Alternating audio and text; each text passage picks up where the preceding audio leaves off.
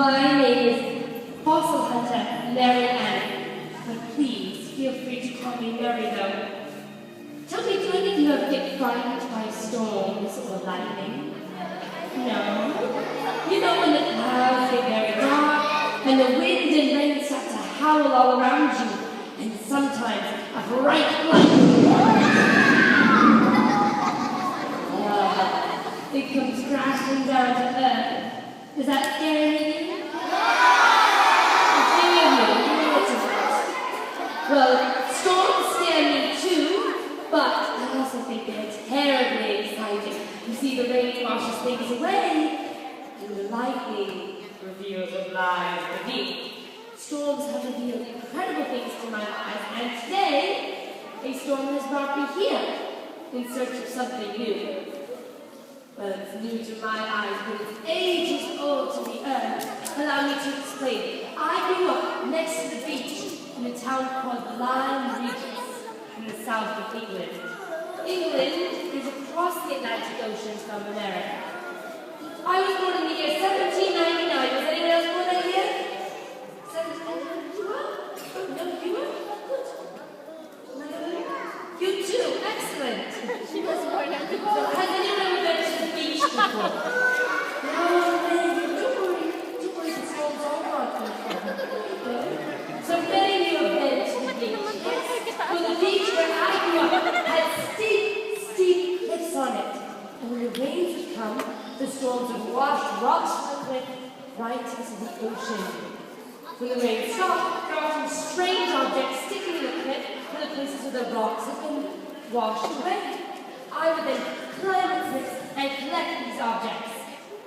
Tell me, have any of you ever collected seashells on the beach? Many of you. Excellent. Well, that's exactly what I did. I took a special eye out for these strange objects.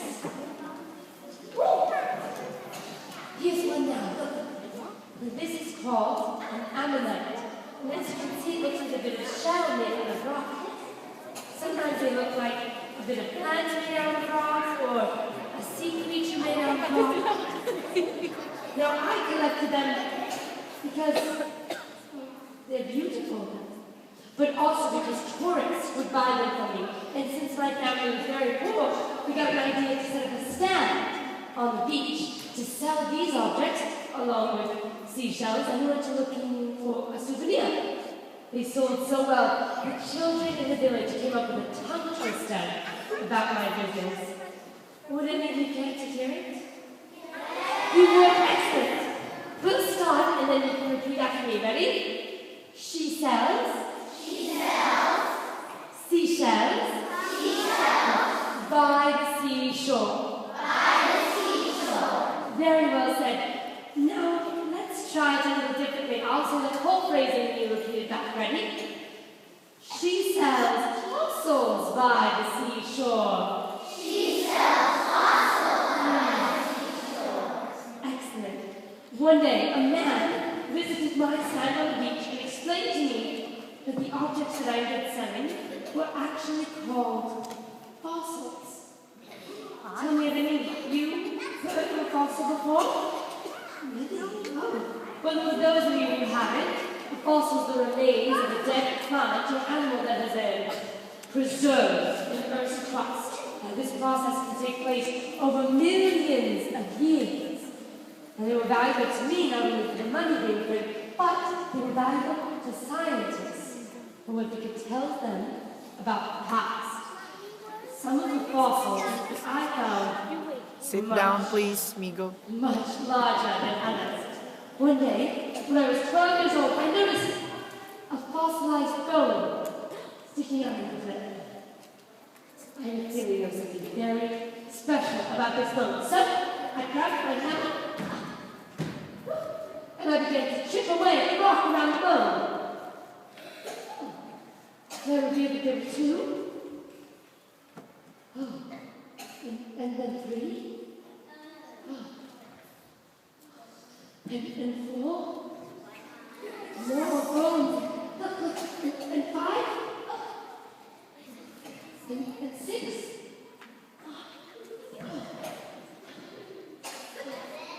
More. bones.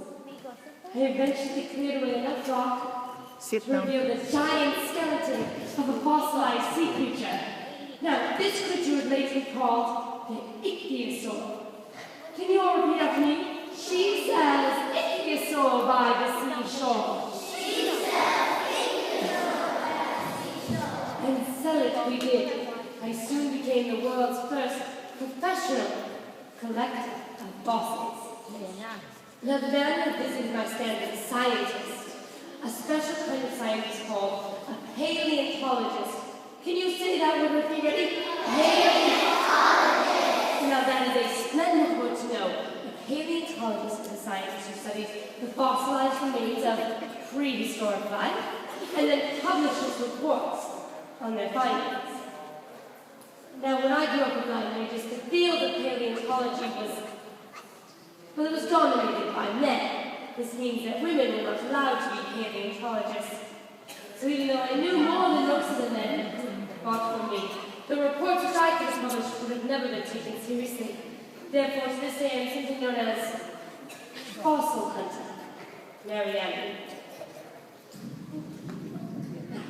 Not long after discovering the ichthyosaur, another storm came to reveal another ancient reptile. This ancient reptile would be later called the plesiosaur.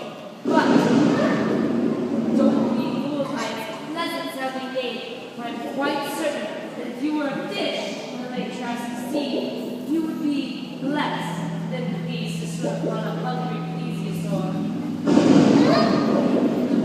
I think the storm might be washing a specimen to us this very moment.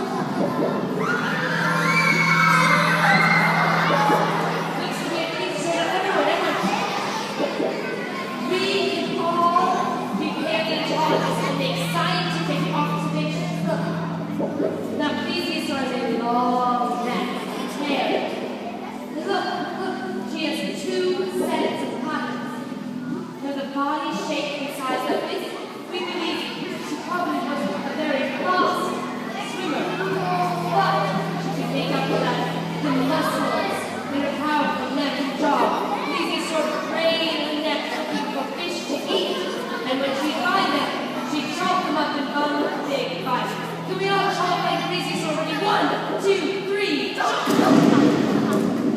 Then, once she had caught the fish, she would swallow it in one big bite, one big gulp.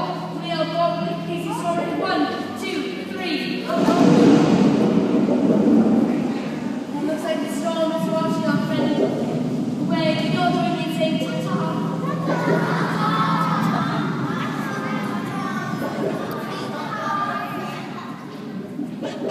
Is that exciting? A little bit? A little bit now? Well, tell me, do you like ancient reptiles? Have you ever heard of an ancient reptile called a dinosaur? No. Dinosaurs are ancient reptiles, and we believe a few of them have been even ascended into birds. But did you know that creatures like a plesiosaur were actually not dinosaurs? Nor were creatures like this pterosaur here.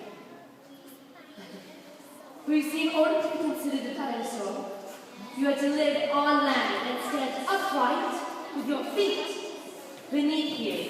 Therefore, anything that moved in the air, like the pterosaur, was actually known as a flying reptile, and any creature that swam in the ocean was known as a marine reptile.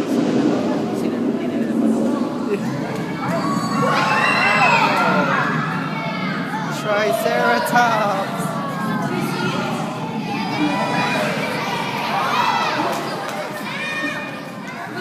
Looks like sweet. A triceratops has a one downstairs and that's all much larger than this.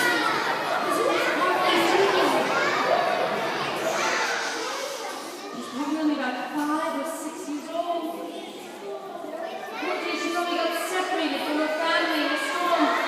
And then it takes this period over 66 million years ago.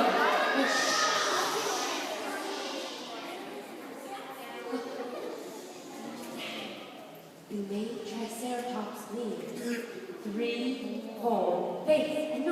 see why.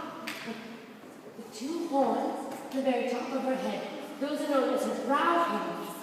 But the horn close to her nose, that one is known as her nasal horn. Is that right, little one?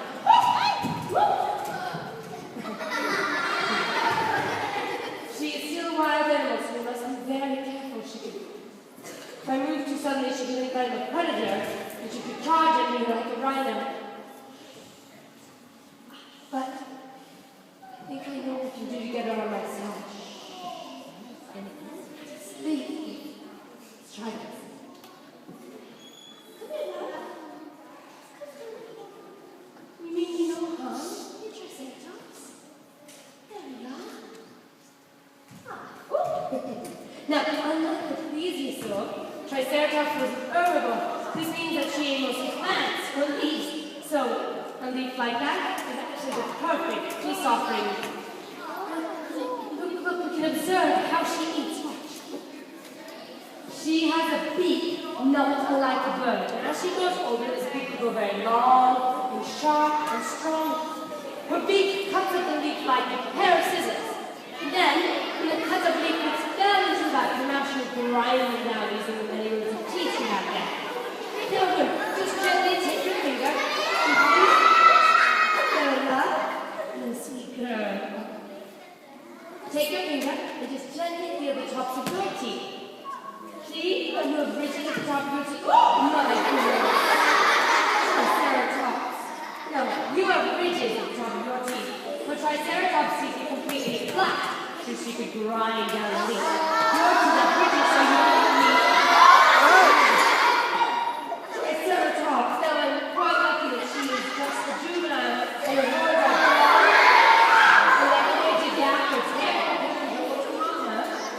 As she goes over there, go very long and sharp and face forward. Those words could be some serious damage. What do you think she wants? Here, let's try this. There you go, lad. You're right, she wanted that teeth. Do anything for it. Now, you can look at her magnificent skull. Look at her. So, there you go. Now, the frill on top of her skull was made out of a solid sheet of bone. Sometimes scientists believe that maybe this was used to protect her delicate neck from sharp-toothed predators. While others believe that maybe it was used as decoration to attract potential mates.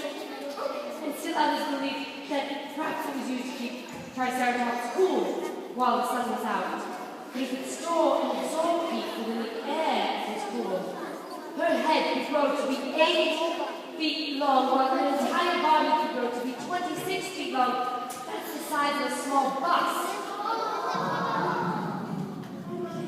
I think I hear Mother Storm coming. She seems to be missing her family. Don't worry, lad. Mother Storm will take us both back.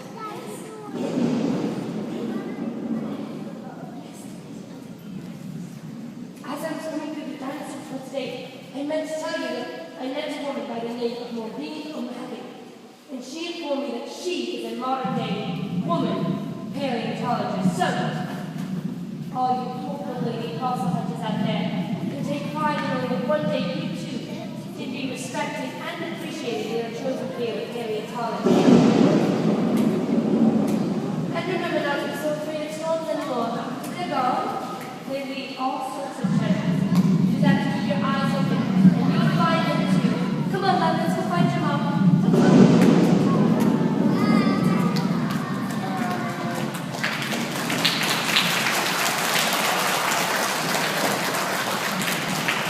Ladies and gentlemen, please give a warm round of applause to our plesiosaur puppeteers. Thanks for coming to Dinosaur Encounters. Mary Ann will be out in a moment with some fossils if you care to hang around. Check out the Dino Hall if you haven't. Most importantly, have a blast. Thanks again.